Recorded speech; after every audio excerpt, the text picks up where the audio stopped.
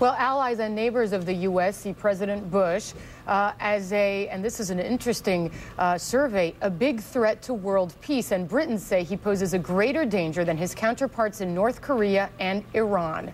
That's according to a new poll published in the Guardian newspaper of the UK. It says, listen to these numbers, 69% of Britons surveyed believe U.S. policy has made the world less safe since 2001. 62% of Canadians and 57% of Mexicans express the same feelings.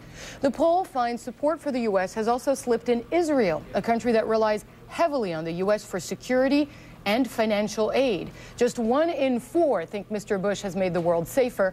Just over a third think he's increased the danger. This is a shocking story. Some of America's closest allies think that President Bush is a greater threat to world peace than Iran or North Korea.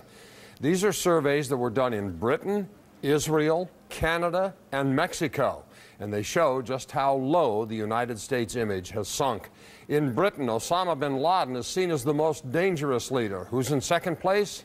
President George W. Bush, followed by North Korean leader Kim Jong-il, and the leader of Hezbollah, Hassan Nasrallah, along with Iran's Mahmoud Ahmadinejad. That's quite a group. When asked if American policy has made the world a more dangerous place, 69% of the people in Britain said yes, as do 62% of Canadians and 57% of Mexicans. And what do they think about the U.S. war in Iraq? 89% of Mexicans say the invasion was unjustified, along with 73% of Canadians and 71% of Britons.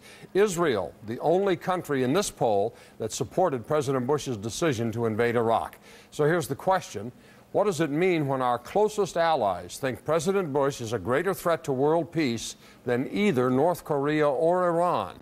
Michael in Sioux Falls, South Dakota, it's because of his rhetoric on just about everything. He can demand an apology from John Kerry, but he won't apologize to the many Americans who he insults on a regular basis by saying if they are not in support of the war in Iraq, then they are in support of terrorism.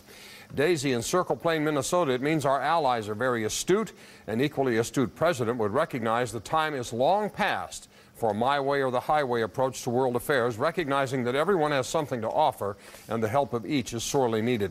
David in Deerfield, New Hampshire, it means we made a huge mistake electing him the first time and a gigantic and unforgivable mistake in re-electing him. Our friends and allies recognized this some time ago. Americans are just now figuring it out. Carol in Bloomington, Minnesota, Jack, it means they're correct. Bush scares the hell out of me, too. He continues to portray himself as the cowboy invader-in-chief, yet everything he touches turns into a disaster, and no one is ever held responsible. Bill in Alabaster, Alabama, Jack, it means the rest of the world has not lost touch with reality, unlike the White House and its residents.